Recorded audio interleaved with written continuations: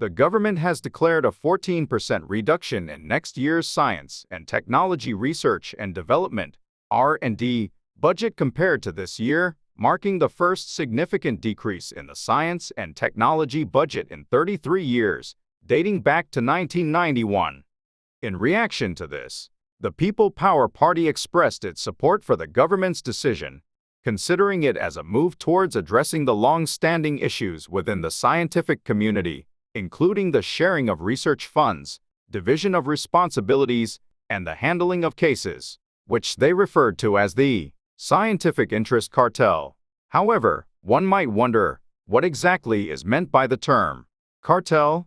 What is a cartel?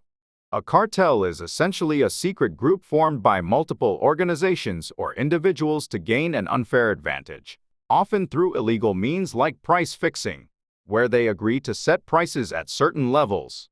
It's an illicit practice that undermines fair competition.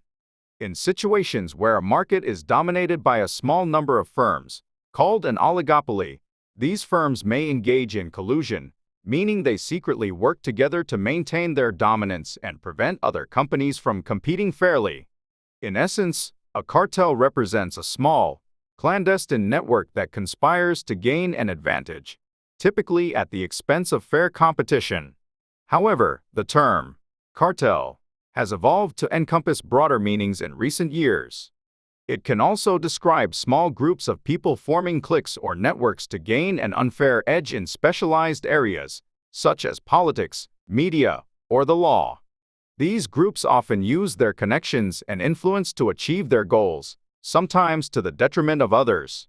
In some countries, it can even refer to organized criminal groups involved in illegal activities like drug production and distribution, or a small group of powerful leaders or warlords competing for control over a specific region.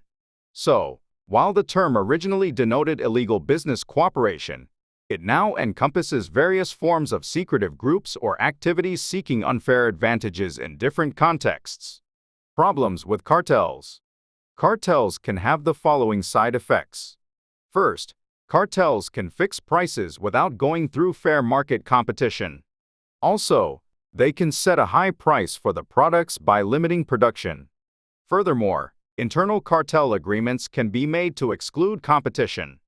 For example, if two companies are competing in the market and they collude to raise the price at the same time, the consumers are forced to pay higher prices.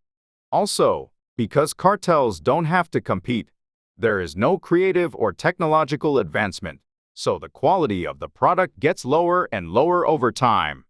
Like this, the cartel's collusive behavior can be very profitable for the cartel, but there are disadvantages to the customers.